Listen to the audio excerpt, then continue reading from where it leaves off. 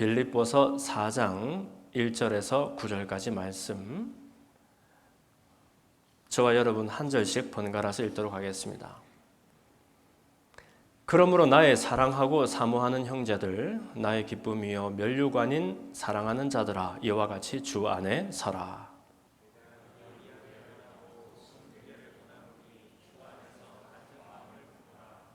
또 참으로 나와 멍에를 같이 한 내게 구하노니 복음에 나와 함께 힘쓰던 저 여인들을 돕고 또한 글레멘드와 그 외에 나의 동역자들을 도우라. 그 이름들이 생명책에 있느니라.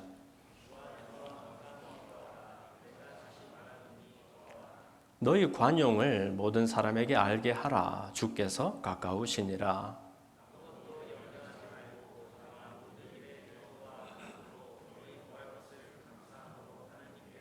그리하면 모든 지각에 뛰어난 하나님의 평강이 그리스도 예수 안에서 너희 마음과 생각을 지키시리라.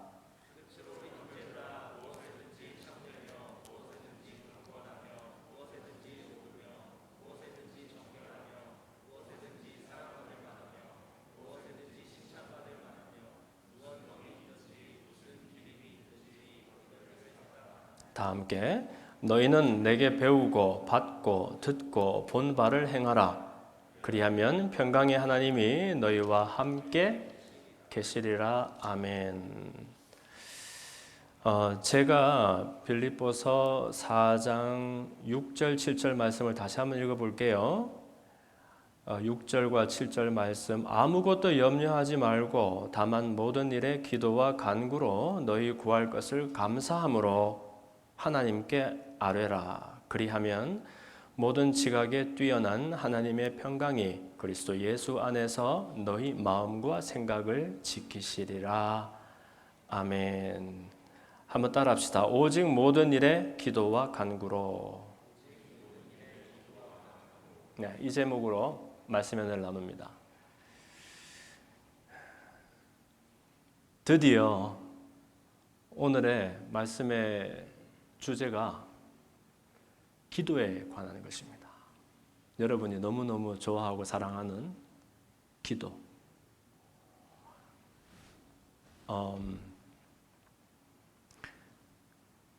많은 사람들이 이제 교회에 익숙하고 예배에 익숙하고 특히 설교에 익숙하니까 요즘 사실 설교의 홍수 시절 아닙니까?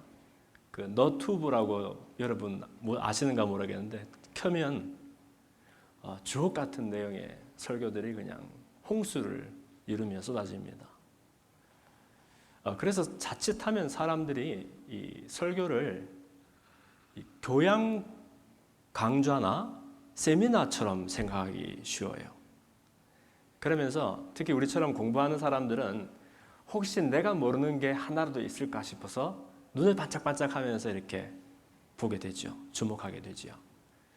그래서 아는 것이 나오면 우리는 습관이, 저도 그래요. 아는 것이 나오면 빨리빨리 넘겨야 돼요. 왜냐하면 내가 아는 것이니까.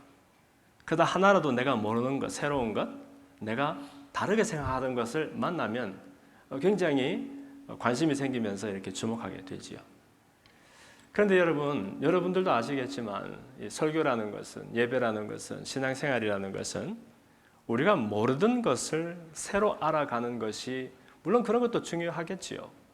그러나 더 중요하고 정말 중요한 것은 사실은 내가 안다고 말하는 그것이 정말 나의 삶에 작용을 하는가, 그리고 그것이 내가 힘과 의지를 앞세워서 삶 속에 실천하는가 하는 전혀 다른 이야기에 속하는 것 같아요. 그래서 사실 기도에 대해서 설교하라 그러면 저 얼마나 쉽겠어요. 기도에 대해서 성경이 얼마나 많이 말하고 있으며 거기에 대해서 기도가 뭔지, 어떻게 하는지, 왜 하는지, 우리가 주의해야 되는 게 무엇인지 얼마나 조목조목 따져서 여러분에게 설명하면 될 일이지요. 그러나 간밤에도 고심을 하면서 기도하면서 설교를 준비하면서 이 기도라는 것이 몰라서 안 하는 것도 아니고 또 어떻게 하는지 몰라서 우리가 기도의 능력을 경험하지 않는 것도 아닌데 우리 성도들에게 어떻게 하면 이 기도가 무엇이며 우리 속에 기도에 대한 소원이 어떻게 하면 생길 수 있으며 특히 예수님께서 우리에게 기대하시는 그런 모양으로 기도할 수 있게 격려를 할 수 있을까? 참 어렵고 고심이 많이 되더라고요. 그래서 저는 일단 정말 자기가 너무너무 사랑하던 교회를 향해서 염려를 앞세우지 말고 모든 일에 기도와 간구로 감사함으로 하나님께 아뢰라고 하나님께 의지하고 의뢰하고 또 하나님의 마음이 내 마음이 되도록 살아가는 삶을 도전하고 있었던 이 사도 바울의 이야기를 하면서 나는 과연 기도를 아는 사람인가? 나는 기도를 하는 기도의 사람인가? 하는 것을 한번 살펴보고 우리 마음속에 올해 우리 교회 표가 아까 우리 승빈 형제 기도하면서도 얘기했지만 말씀과 무엇에 힘쓰는? 기도에 힘쓰는 교회가 되자 하는 것이잖아요. 사실 말씀과 기도는 같이 가는 것인데 어쨌든 오늘 그래서 기도에 한번 주목해서 한번 같이 살펴보기를 원합니다. 사람은 누구든지 행복하려고 살아갑니다. 그렇죠. 누구든지 우리가 하고 있는 모든 수고로운 일들이 내가 어떻게 하면 더 행복할 수 있을까? 내 인생이 조금 더 하게 되는 그 비결이 뭘까 고민하면서 살아간다는 거예요. 문제는 모두가 행복을 향해서 살아가는데 그러나 그 행복이 뭔지 그리고 그 행복이 어디에 있는지 아는 사람은 드물다는 거죠. 행복을 향한 항해를 한다라고 말하는데 알고 보면 행복을 향해서 표류하고 있는 거 있죠. 항해라는 것은 출발점과 도착점이 정해져 있고 그것을 향해서 제일 좋은 경로로 나가야 되는데 우리는 그냥 어떨 때는 둥둥 떠내려가고 있는 것은 아닌가 그런 생각을 하게 된다는 거예요. 저는 표로 그러면 생각나는 장면이 있어요. 필리핀에 가면은요 100 아일랜드라는 그 섬이 100개가 모여 있는 지역이 있습니다. 그 큰 것은 좀 크지만 작은 것은 정말 저게 무슨 섬이야 할 정도로 작은 섬들이 태평양 한가운데 둥둥 떠 있어요. 근데 그 가운데로 여러분 보트를 타고 들어가면은요 날씨가 흐려서 해가 잘 안 보이는 그런 때에는 방향을 알 수가 없어요. 다 그냥 천지에 섬이 떠 있어서 내가 동으로 서로 가는지 알 수가 없죠. 또 그런가 하면 그 라오스의 남부를 향해서 그 메콩강 하류를 향해서 한참을 내려가다 보면 뭐 지금도 사실은 교통이 너무 열악하니까 일반 사람들은 가지도 못하는데 그 시판돈이라는 지역이 있습니다. 제가 너무너무 사랑하는 그런 지역 중에 하나인데 이 시판돈이라는 이름이 시판 그러면 천이에요. 천, 일천. 돈 하는 것은 섬이거든요. 그래서 1000개의 섬이 떠 있는 곳이다. 메콩강 하류에 보면은 그 섬이라고 할 수 없는데 암초 같은 것들이 막 군데군데 떠 있는 그런 곳이 있어요. 그 우레와 같은 이 폭포 소리가 들리는 아름다운 곳인데 그곳으로 막 들어가다 보면 나중에 소리는 시끄럽고 폭포 소리 때문에 해가 어디 있는지 안 보이면 방향을 금방 잃어버리는. 물론 이제 거기는 물살이 있으니까 큰 줄기만 따라가면은 길 잃어버리지는 않지만 어쨌든 우리 인생이 마치 그렇게 향방을 알지 못하고 떠내려가는 것처럼 보일 때가 있다는 것입니다. 그래서 왜 그러냐 하면 모든 사람들은 내가 그렇게 살지 않아서 그렇지 아니면 어떻게 살 수 있는지 아니면 힘이 혹은 의지력이 모자라서 그렇지 나는 내 나름대로 행복이 무엇인지 인생의 정답이 무엇인지 또 행복한 삶을 살기 위한 방법이 무엇인지 어느 정도 안다라고 다들 생각을 해요. 다만 그것을 실천에 옮기지 못할 뿐이다. 다만 이루지 못했을 뿐이다라고 생각하지요. 그런데 여러분이 표류하는 사람들마다 사실은 자기가 안다라고 생각하는 그것이 자기의 삶과 실제적으로 연결이 되어 있지 않아서 그래서 자신은 인생의 가치와 의미를 안다라고 말은 하지만 그러나 결정적으로 자기 인생을 끌고 나아갈 수 있는 의미와 가치를 발견하지 못하고 살아가는 사람들이 많이 있다는 것입니다. 그것을 어떻게 알 수 있느냐?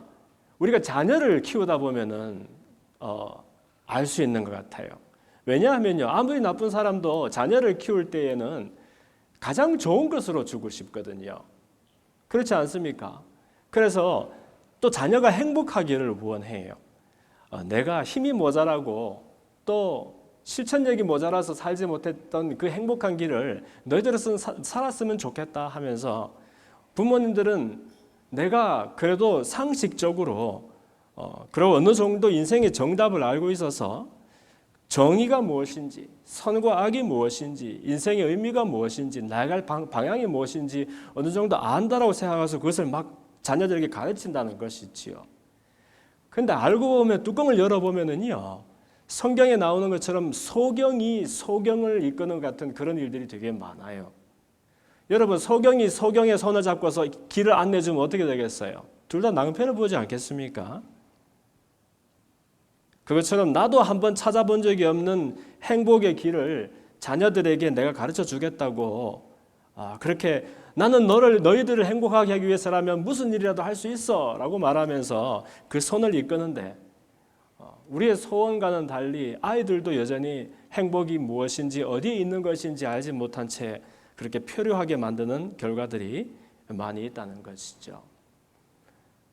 그러고 보니까 특히 부모님도 이런 말 많이 하잖아요. 아유, 나는 우리 애들이 잘 되는 일을 위해서 하면 아빠, 엄마는 나는 너희들을 위해서 무슨 일이라도 할 수 있어. 그러면서 우리는 온갖 아이들에게 세상을 아름답게 살 수 있도록, 착하게 살 수 있도록, 선하고 바르게 살 수 있도록 가르치려고 애는 쓰지만 사실 우리가 전하는 것들의 핵심을 중심을 바르다 보면 대부분 그 이야기는 큰 그릇을 이루는 이야기에 불과하다는 것이에요. 무슨 말인가 하면 아빠는 그렇게 못했으니까 엄마는 그렇게 못했으니까 하면서 더 열심히 공부할 수 있도록 내가 최선을 다해서 뒷바라지하겠다. 그러면서 공부도 시키고 또 뭐 보낼 때도 보내고 온갖 애를 쓰는데 정작 그렇게 하면서 나도 모르는 행복을 아이들에게 줄 수가 없더라는 겁니다. 그래 놓으니까 정작 나는 너희들을 학교에 맡긴다 하면서 부모님들은 학교에 맡기죠. 학교에 보내보니까 학교에서는 아이들에게 너희들은 보다 나은 내일을 위해서 오늘을 희생해야 되는 아이들이야 하면서 입시를 가르칩니다. 그리고 성공 제일주의를 가르치죠. 오늘의 몇 시간이 나중에 무엇이다 하면서 그냥 아이들에게 열심히 공부할 것을 그렇게 체근을 합니다. 그러면서 우리는 너희들을 사회에 맡긴다 이렇게 얘기를 하죠. 그럼 사회에 나가보면 아이들이 공부만 하고 사회에 나가면 사회가 자기들에게 행복을 가르쳐 줄 줄 알았는데 웬걸 사회 속에서 살아가는 사람들이 전부 고단하고 피곤하게 달려가면서 찾는 그 길이 무엇이냐 하면 오로지 내가 다른 사람보다 한 뼘 더 위로 올라가서 더 많이 누리고 다른 사람들에게 인정과 존경을 받고 또 모든 것들을 더 풍요롭게 이렇게 경험할 수 있는 그런 것들을 막 쫓아서 바쁘게 살아가더라는 거예요. 우리 사회는 사실 만모니즘의 사회잖아요. 돈이 최고예요, 여러분. 아까 그 큰 그릇이라 말할 때는 그 큰 그릇을 만들어 놓고 돈으로 가득 한번 메워보자는 거예요. 근데 돈을 얘기하면 나보다 돈 더 많이 가진 사람 만나면 기분이 안 좋으니까 돈 말고도 다른 거 있잖아요. 뭐 명예라든지 인기라든지 다른 사람의 인정이라든지 하여튼 내가 더 근사해지는 일들을 위해서 바쁘게 살아간다는 겁니다. 이러다 보면 우리는 항해가 아니라 표류를 하고 말아요. 왜냐하면 이것은 성경에서 가르치는 가치와 전혀 반대되는 이야기거든요. 성경에는 보면은 큰 그릇을 품으라라는 그런 말씀이 하나도 없어요. 오히려 디모데후서 2장 20절에 보면은 큰 집에는 은과 금의 그릇이 있을 뿐 아니요 또 나무와 질그릇도 있어서 귀히 쓰는 것도 있고 또 천히 쓰는 것도 있나니 그러므로 누구든지 이런 것에서 자기를 깨끗하게 하면 귀히 쓰는 그릇이 되고 또 거룩하게 되고 주인의 쓰심에 합당하며 모든 선한 일에 예비함이 되리라라고 말씀하고 있습니다. 무슨 말인가 하면 큰 그릇도 있고 작은 그릇도 있고 한데 그릇이 자기를 바라보고 나는 크다 작다 더 귀하다 비싸다 따질 일이 아니라는 겁니다. 그릇 만드는 것은 도공, 그 파터가 클레이를 가지고서 자기가 목적하는 그릇을 만들면 되는 일이요. 종류별로 그릇을 만들어 놓고 나면 그 그릇의 나중 주인이 자기 용도대로 그릇을 취해서 쓰면 될 일인데 그릇이 내가 큰 그릇이 될 거야, 더 비싼 그릇이 될 거야, 근사한 그릇이 될 거야 하면서 살아가니 나는 피곤하고 나는 행복을 따라서 분주하게 달려가는데 그 행복의 방향은 보이지 아니하고 그렇게 표류를 하게 된다는 것이죠. 오히려 디모데후서 2장 20절 말씀은 그것이 아니라 깨끗한 그릇이 되어라라고 말하고 있잖아요. 왜냐하면 그것이 무슨 그릇이든 큰 것이든 작은 것이든 은그릇이든 금그릇이든 그러나 그릇의 도리는 자기를 깨끗이 하여서 그 주인이 그 용도대로 목적대로 요긴하게 쓸 수 있도록 나를 내어놓는 것이 그릇의 의미요 가치요 행복이 된다는 것을 말하고 있는 겁니다. 그런데 왜 성경과 전혀 다른 가치를 우리가 이렇게 따라가며 피곤해야 할까요? 그래서 우리가 뭘 일부러 나쁘게 하는 것이 아니라 우리를 지배하는 우리의 속사람의 성격이 그렇게 되어버렸기 때문에 그렇다는 거예요. 사사기 21장 25절에도 이스라엘에 아직 왕이 다스리는 사람이 없었을 때에 그때 사람들이 각기 자기의 소견에 옳은 대로 행하였다라고 말씀하고 있어요. 무슨 말이냐면 사람들이 다 자기 마음대로 살더라 하는 이야기입니다. 비단 왕이 없어서가 아니라 나를 다스리는 이가 없으면 내 인생을 지배하고 이끄는 가치가 없으면 사람은 잘 살고 행복하게 살고 싶어도 방향을 알지 못해서 내 마음 가는 대로 살 수밖에 없고 심지어 내 사랑하는 정말 제일로 사랑하는 자녀들에게도 나는 좋은 것으로 최선으로 준다고 하지만 그 아이들에게 행복이 어디에 있는지 길을 알려줄 수는 없게 되었다는 것이지요. 그래서 여러분 우리에게 있어서 큰 그릇이 아니라 깨끗한 그릇을 준비하고 성도의 삶의 본분은 하나님 안에서 거룩을 배워나가는 것이 우리의 도리요. 이것이야말로 잃어버린 안식을 하나님 안에서 회복하는 길이라고 성경은 가르치고 있습니다. 물론 사람들은 이것을 믿지 않죠. 교회 다니는 사람들, 크리스찬이라고 이름표를 달고 다니는 사람들도 이 사실을 신뢰하지 않습니다. 왜냐하면 그것은 이상주의자들의 이야기입니다. 그것은 종교에 너무 심취한 극단적인 소수의 이야기입니다. 우리가 착하게 어느 정도 살려고 노력은 할 수 있지만 어떻게 깨끗한 그릇을 준비하느라 큰 그릇을 포기할 수 있단 말입니까? 이렇게 말하면서 모두가 약속인 한 듯이 오늘도 세속의 분주함과 소란함에 나를 맡기고 여전히 고단한 표류를, 항해가 아닌 표류를 고집하고 있다는 것이죠. 이렇게 된 까닭을 여러분들은 잘 알고 계실 것입니다. 제가 늘 반복해서 하는 말씀이 바로 이것입니다. 원래 사람은 그렇지 않았겠지요. 하나님이 하나님의 사랑의 대상으로 하나님과 똑같은 격으로 지었던 첫 사람이 그랬을 리는 없습니다. 그런데 왜 하나님의 생각과 사람의 생각이 이토록 다르고 멀어졌느냐 하는 겁니다. 그것은 하나님과 같이 있을 때, 하나님의 시선으로 나를 보고 세상을 볼 수 있었을 때에는 온통 만족과 행복밖에 없었던 그 사람이 죄를 범하고 하나님으로부터 분리되고 그때부터는 안식에서 떨어져 나와서 유리방랑하게 된 신세가 되었기 때문에 우리가 나빠서 안 행복하고 싶어서가 아니라 이것이 우리의 최선이 된 어쩔 수 없는 현실이라는 것이지요.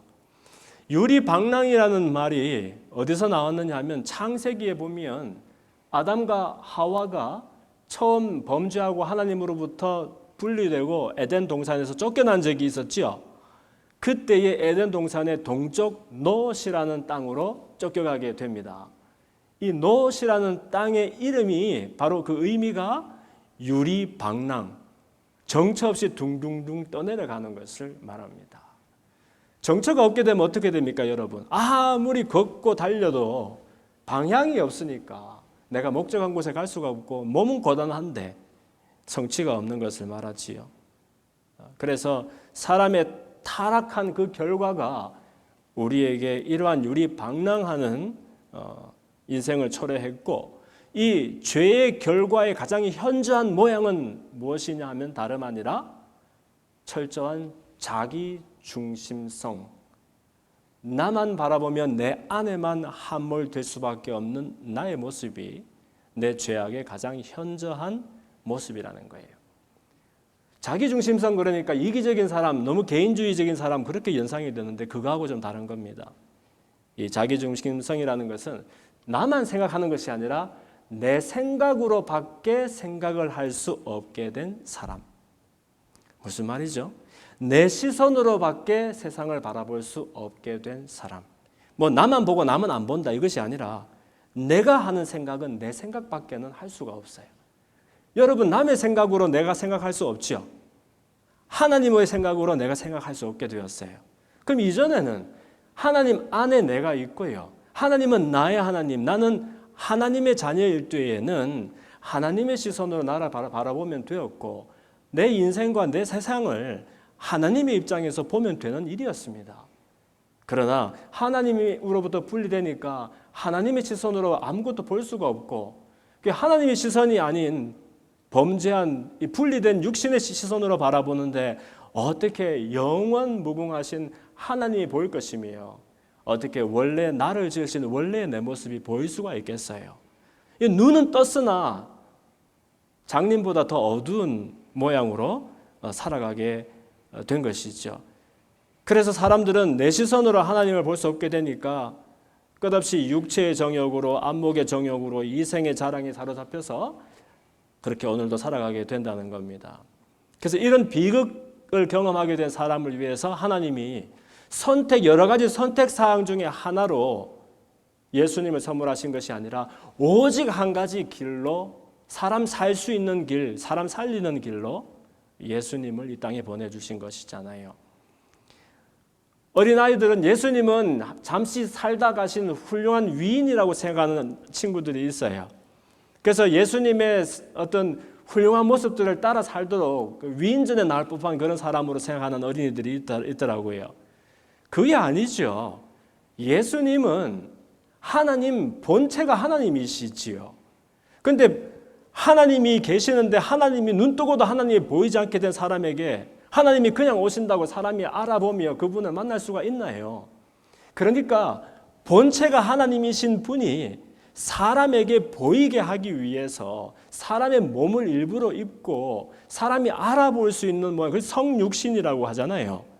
이 땅에 본체가 하나님이신 분이 그런 다른 격으로 오시니까 하나님이 아니어서 아들의 신분으로 이 땅에 오시고, 그래서 예수님은 하고 많은 길 중에 하나가 아니라 예수님 뭐라고 그랬어요? 나는 길이다, 나는 진리다, 나는 생명이다 라고 말씀하시잖아요. 그 예수님을 통해서만이 하나님을 보고 하나님을 알고 하나님을 만나고 하나님을 경험하게 된다는 겁니다. 사람 살 수 있는 길은 우리가 몰라서 지금 표류하고 유리방랑하고 이 신세를 청산하기 위한 유일무이한 길은 바로 예수님을 통하여 하나님 아버지를 알게 되는 길이라는 거예요.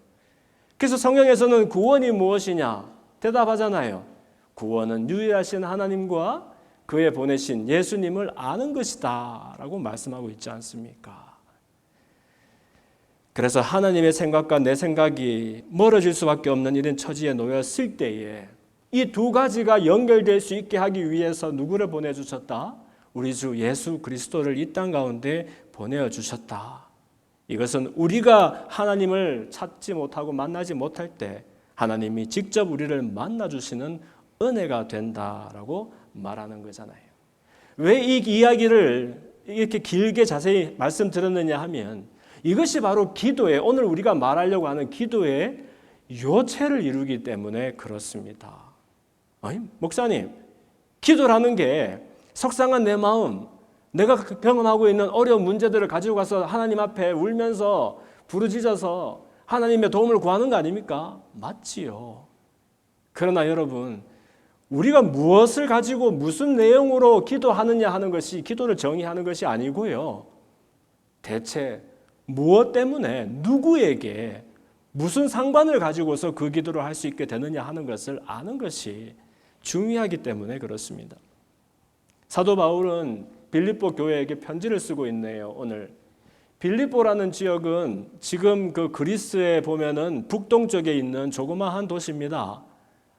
니아폴리스라고 하는 큰 항구 도시에서 멀지 않은 그런 땅인데 옛날에는 그 마케도니아 제국의 일부였지요.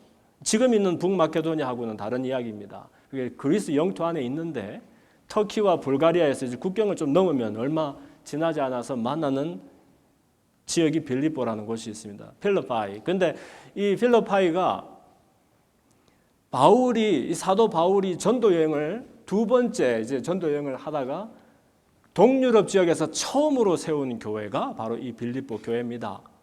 여기에는 퇴역한 그 로마 군인들이 많은 지역이었기 때문에 로마 제국에 대한 충성과 황제에 대한 충성이 높았던 그런 도시, 그리고 유대인들의 숫자가 많지 않아서 유대 회당도 없던 그런 성이었어요. 그래서 유대 회당에서 항상 말씀을 먼저 전했던 이 사도 바울이 성 밖에 강가에 가서 비로소 유대 사람 몇이 모여서 기도처로 활용하고 있던 곳에 가서 복음을 전하고, 거기서 그 유명한 그 자주 장수 루디아라든지 믿음의 여인들을 만나서 그곳에서 교회가 시작된 곳이지요. 그래서 바울에게는 너무 또 소중한, 소아시아에 있는 교회들이 다 정말 이 깨물어서 아프지 않은 손가락이 없는 것처럼 다 소중한 교회지만 이 빌립보도 그 중에 하나였다는 거예요. 그런데 지금 바울은 어디 있느냐 하면 선교를 하다가 이제 체포가 되어가지고 로마로 압송이 되고 죄수의 신분으로 이제 감옥에 투옥이 되어 있던 그런 때였습니다. 그때 빌립보에 있는 교인들이 이 소식을 듣고서 특히 그 사업을 하고 있는 여인들을 포함해서 이 사람들이 헌금을 하게 됩니다. 그리고 그 선교 헌금을 그 에바브로라는 사람에게 통해서 바울에게 전하고, 그리고 바울의 옥살이를 시중을 들게 하지요. 에바브로는 그 시중 들다가 자기가 나중에 병에까지 드는 그런 일이 있었어요. 어쨌든 그 인편에 자기를 돕기 위해서 사람을 보내는 그 인편에 바울이 마음이 감동이 되어서 교회에 감사 인사도 하고 또 축복도 전하면서 이제 어떻게 보면 오늘 내일 언제 죽어도 이상하지 않을 그런 자기 신세 아닙니까? 실제로 이 빌립보서에 보면은 바울이 나는 이제 죽어도 괜찮다, 오히려 나는 그리스도를 위하여 죽는다라면 그것도 나에게 유익이다라고 말하는 대목을 볼 수 있어요. 그리고 혹시 또 살아야 된다면, 복음을 위해서 살아야 된다면, 그것이 유익하다면 그것도 괜찮다. 이제 이 사람은 자기 생애에서 모든 것들을 다 이제 떼어내고 가장 중요한 것만, 가장 소중한 것만 남아있다 해도 과언이 아닌, 그 사람이 빌립보 교회에 이 편지를 쓰니까 허드렛 말을 그렇게 쓰겠습니까? 중요한 말을 녹여서 쓰는 중이지요. 그러면서 오늘 본문에 보니까 특히 이런 정말 그 빌립보 교인들에게 사실 그 로마 황제와 로마 제국을 향해서 충성심이 높았던 그 도시, 바울조차도 그곳에서 선교를 하다가 모진 그 핍박을 경험했었어야 하는 그 도시에 있는 교회가 얼마나 염려가 되고 안쓰럽겠습니까? 근데 그 교회를 향하여 이렇게 말하는 거예요. 아무것도 염려하지 말아라. 염려가 어떻게 없을 수가 있습니까? 고난 가운데 있는데.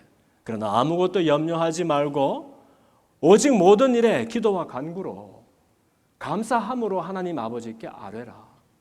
그렇게 권면을 하고 있는 거예요. 그리고 그렇게 하면 핍박자들도 물러가고 로마 제국도 내 앞에 무릎을 꿇고 그렇게 말하는 것이 아니라, 그리하면 모든 지각에 뛰어난 하나님의 평강이 그리스도 예수 안에서 너희의 마음과 생각을 지키실 것이다 라고 권면을 하고 있는 거예요.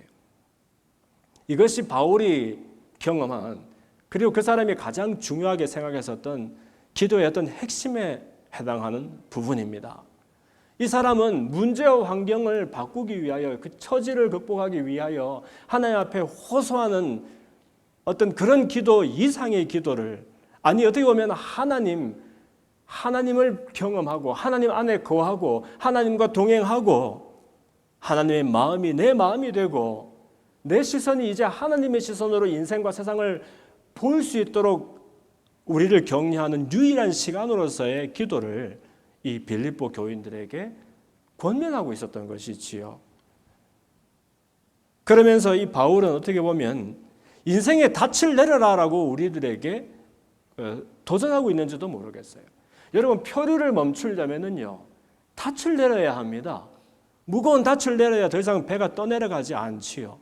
그렇다고 아무데나 닻을 내리면 그럼 거기가 목적지가 되어야 하는데 아무데나 닻을 내릴 수는 없고요. 그래서 우리들은 인생의 닻을 내리되 하나님 안에 하나님께 닻을 내리고 그 안에서만 누릴 수 있는 영원한 안식을 누리라라는 그런 말로 우리들을 권면하고 있는 것 같아요. 배가 방향도 없이 또 내려가지 않으려면 닻을 내려야 하지요. 그래서 동쪽에 노 땅으로 쫓겨나서 유리방랑한 것 같은 그 첫사람들, 그 사람들처럼 수고는 많지만 헛헛한 그런 생을 더 이상 살지는 말아야 되겠지요. 그래서 여러분, 사람들은 이 어디에다가 닻을 내려야 되는지를, 하나님을 만나지 못한 사람들은 아무데나 그냥 닻을 내려버립니다. 떠내려가기 싫어서. 무엇이든지 붙잡아야 내가 떠내려가지 않고 살 수 있다고 생각하지요. 그것이 부와 성공에 대한 집착입니다. 그리고 혹시 그런 것들을 못 이루게 된다면 다른 무엇이라도 붙들어야 우리의 불안한 마음을 이길 수 있다고 생각합니다. 그래서 오늘날 모든 사람들이 모양은 달라도 다 중독에 시달리고 있는 것이 그것입니다. 먹는 것으로, 듣는 것으로, 보는 것으로, 또 즐기는 것으로, 하여튼 내 마음을 달래고 위로하고 내 불안을 해소해 줄 수 있는 것이 있다면 그것이 무엇이라도 나는 잡겠다라고 달려들면서 사실은 그것이 나를 더 피폐하게 만들고 더 불안함을 가중시키는지도 모르고 그렇게 붙들려면 여러분 떠내려가지 않는 든든한 것을 붙들어야 되는데 같이 떠내려갈 무엇을 붙들고서는 그걸 나를 중독하는 그것을 나를 집착하게 만드는 그것을 나는 인생에 닻을 내렸다라고 착각하게 만드는 것이지요. 원래 사람의 디폴트 값은 그 기본 값이라는 것은 안식이었습니다. 마치 인간의 기본 상태가 어떤 학자들은 잠자는 것이다라고 하더라고요. 인생의 3분의 1이나 잠을 잔다 하는 그것이 아니고요. 원래 사람의 기본 값은 잠자는 것이래요, 여러분. 그런데 잠만 너무 자면은 배가 너무 고프고 허리가 아프고 힘들고 무료하니까 할 수 없이 이제 깨어나서 움직이기 시작하고 일도 하고 한다는 거예요. 사람에게 기본값은 일하고 고단한 그때가 아니라 사실은 우리는 일하다 쓰러져서 잠자면 그것이 잠자는 것이라고 말하지만 사실은 일하는 그 시간이 잠자지 않는 시간으로 정의되어야 맞다는 거예요. 그렇다면 사람의 기본값은 다름 아니라 안식이라고 합니다. 안식. 우리 속에 염려와 불안과 갈등과 번민이 없이 하나님 안에 있을 때의 만족과 평화를 맛볼 수 있도록 그렇게 안식하도록 지어진 것이 우리의 기본값이라는 거예요.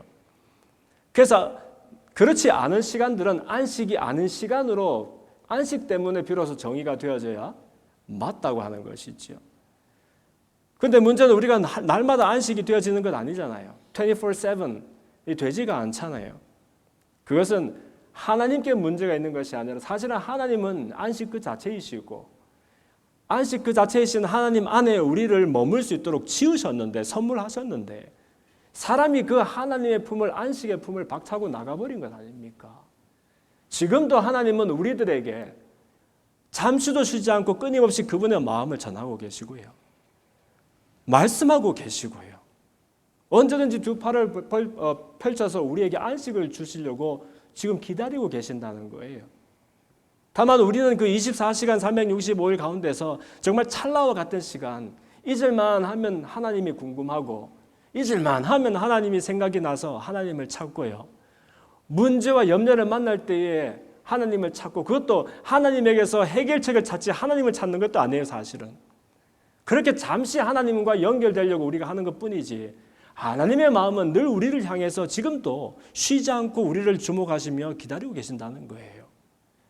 그러므로 기도라는 것은 우리가 특별한 시간을 내서 어떤 수고를 하면서 하나님 앞에 굉장한 신령한 어떤 그런 노력으로 나아가는 그런 일이 아니라 하나님은 이미 준비되셨고 우리에게 끊임없이 하시는 그 일에 나도 한번 잠시 그 순간에 채널을 열어서 그분과 내가 연결이 되어지고 관계가 되어지고 그분을 잠시 경험할 수 있게 되는 놀라운 특권과 같은 그런 시간이 된다는 겁니다. 우리는 생각하죠. 하나님을 애타게 불러야 하나님이 내 기도를 들으시고 오래 두드려야 하나님이 비로소 수화기를 마주 들어서 그래 무슨 일이야라고 응답하실 것 같지만 사실 하나님의 수화기는 이미 들려져 있다는 거예요. 우리 쪽 터미널이 내려져 있는 것뿐이지 우리 쪽에서 수화기를 들기만 하면은 그분은 늘 우리와 대화할 준비가 되어 있고 우리에게 안식을 부어주실 마음의 준비가 되어 있다는 거예요. 그래서 기도를 다른 말로 영혼의 호흡이다, 하나님과의 대화다 이렇게 말들을 하곤 합니다. 또 하나님을 찾고 그분을 바라보는 모든 일들이 사실은 다 기도라는 거예요. 새벽에 일부러 나와서 물론 그것도 소중한 기도죠. 또 때로는 막 통성으로 기도하고 뭐 방언으로 기도하고 또 뭐 묵상으로 기도하고 다 좋습니다만은 기도라고 우리가 이 말하는 그런 모양이 아니다 손치더라도 내가 하나님을 바라보고 하나님께 연결이 되어지고 하나님의 마음이 내 마음과 연결이 되어져서 하나님의 시선으로 내 인생을 바라볼 수 있게 되는 그런 일이 가능하다면 그것이 우리가 너무너무 힘이 들어서 울음보를 터뜨릴 때 너무너무 기쁘고 감사해서 그냥 환희의 찬양을 부를 때 열심히 땀 흘려 수고하며 일하는 그 순간에도 하나님이 생각되어질 때 우리의 모든 일들이 다 기도가 될 수 있다는 것입니다. 그러므로 이 기도라는 것은 예의 그 자기 중심성에서 놓여나서 하나님의 마음과 연결되는 것이 바로 요체라고 합니다. 그리고 물론 이제 많은 사람들이 그렇기 때문에 이 기도를 어떤 사람은 회개로 시작해야 됩니다. 우리가 죄가 너무 많아가지고 하나님 불러도 마음이 답답하고 하나님이 너무 멀리 있는 것 같이 감이 멀고 해서 회개를 열심히 하다 보면 나의 소망 없음을 가지고 탄식을 하다 보면 비로소 하나님이 보입니다. 이런 사람도 있고요. 아닙니다. 기도할 때는 감사로 시작해야 됩니다. 그냥 은혜를 생각하면서 마음껏 감사하고 또 감사하면 우리 마음이 열려지고 하나님과 대화가 되기 시작합니다. 뭐 여러 가지 방편들을 얘기합니다. 그런데 여러분 저는 그것이 다 뭐 좋은 이야기인 것 같아요. 이 모든 이야기들이 하는 말은 무엇이냐 하면 왜 나는 기도가 하고 싶은데 해야 되는 줄 알겠는데 또 실제로 해보면 잘 안 되는 것일까? 그것은 하나님과 내 마음이 연결되는 것이 기도라고 한다면 그것은 내가 하나님 앞에 마치 벌거벗은 어린아이처럼 정직하게 서지 못하기 때문에 그 예의 기도라는 것이 하나님은 늘 준비되어 계신다라고 말하는 그 기도가 우리에게는 참 어렵고 힘든 일처럼 보여지는 것 같습니다. 다시 말씀드립니다. 뭐라고요? 하나님 앞에 정직하게 서는 연습과 훈련이 우리 가운데 있어야 그 모양이 무엇이든지 간에 그 기도가 가능하게 되고 더 풍성한 기도 가운데로 나아갈 수 있게 된다는 거예요.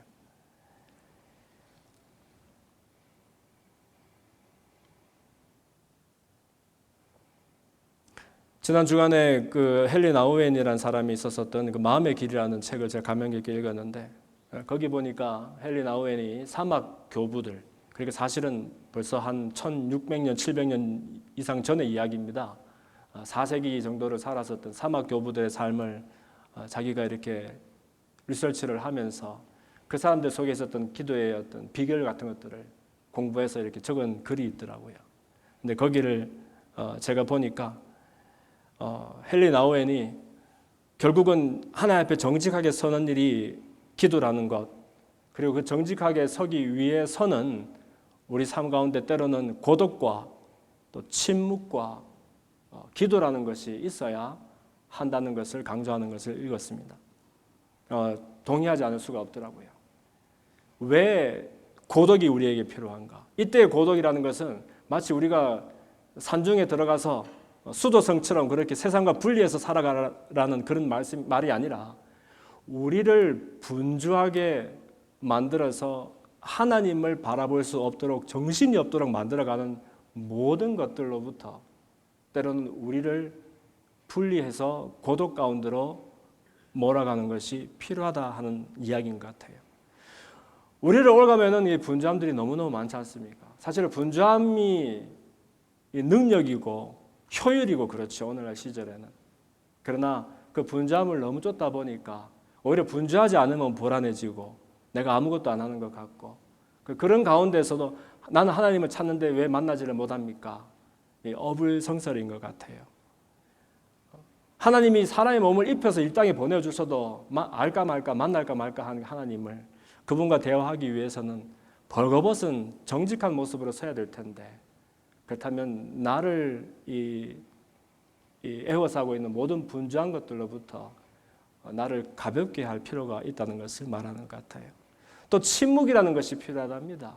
침묵이라는 것은 너무 떠들지 말고 고요하게 평화롭게 네 마음을 해야 기도가 된다, 이 말이 아니라, 우리는 사실은 기도한다라고 말하면서도 여전히 자기 중심성에 둘러싸여 있어가지고 내 시선으로 나를 바라보고 내 시선으로 하나님을 바라보고 하다 보니까 사람의 언어는 제한되어 있잖아요.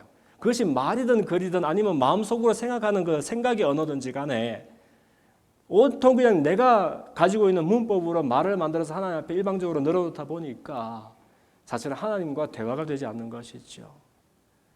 기도에 쓰이는 언어라는 것은 사람의 제한된 언어가 아니라 하나님의 마음입니다.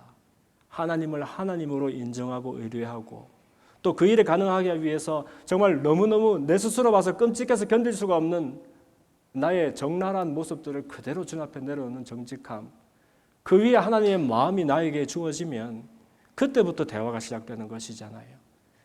그래서 이 고독과 침묵을 가지고서 기도로 나아가라, 이렇게 이야기하고 있더라고요. 그래서 저는 소원하는 것이 우리 풀도 제자교회 가족들이 올 한 해 이 기도의 경험들이 많아졌으면 좋겠습니다. 꼭 우리가 많은 시간을 할애하고 대단한 노력을 기울여서 무슨 신비로운 영적 체험 가운데로 들어가라는 이야기가 아니라 하나님의 마음이 내 마음이 되어지는 훈련과 연습들이 조금씩이지만 우리 가운데에 생겼으면 좋겠습니다.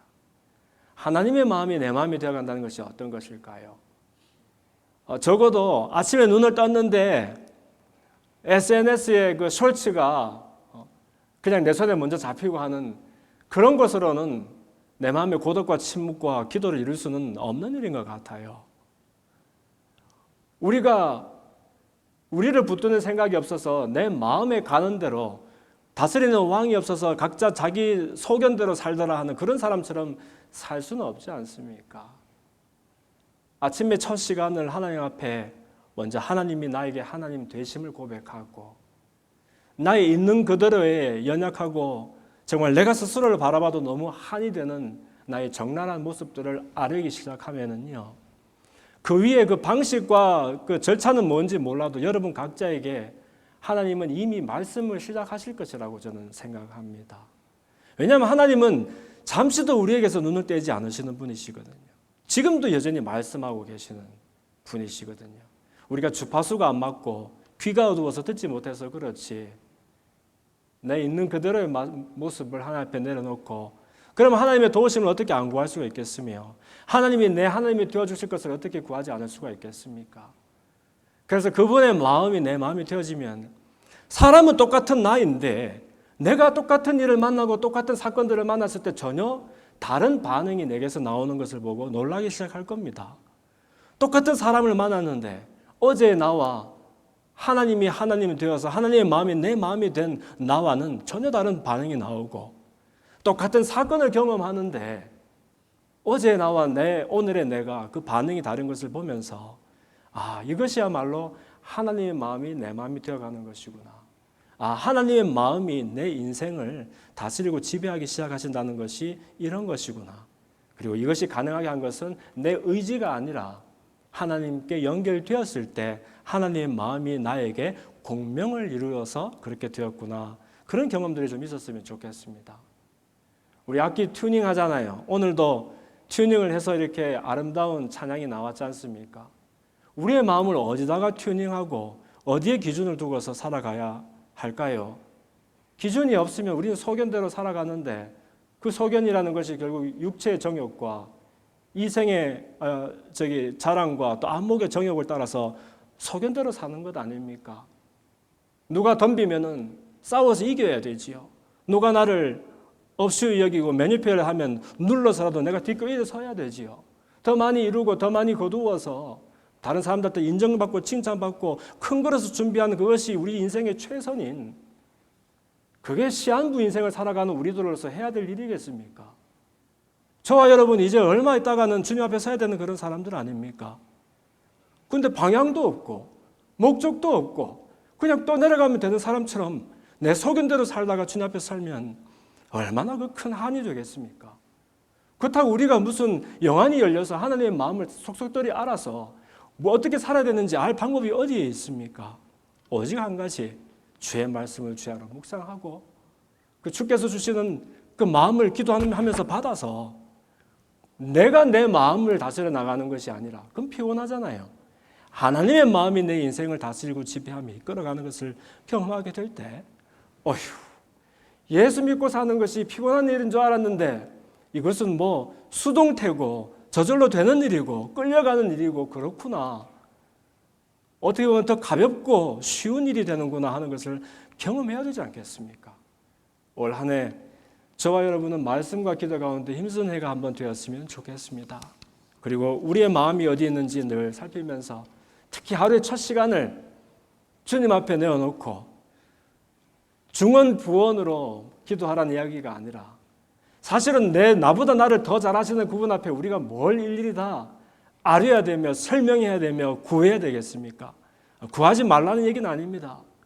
그러나 정말로 그분의 마음과 내 마음이 연결되는 그 순간이면 아버지 하는 순간에 그분도 나를 알고 나도 그분에 연결되어 있으니 이제는 내 마음 가운데 안식이 임하는 일만 남은 것 아니겠습니까? 우리의 기본값인 안식을 기도 안에서 회복합시다. 그래서 기도하며 하나님을 더 많이 알아가는 그런 한 해가 되었으면 좋겠습니다.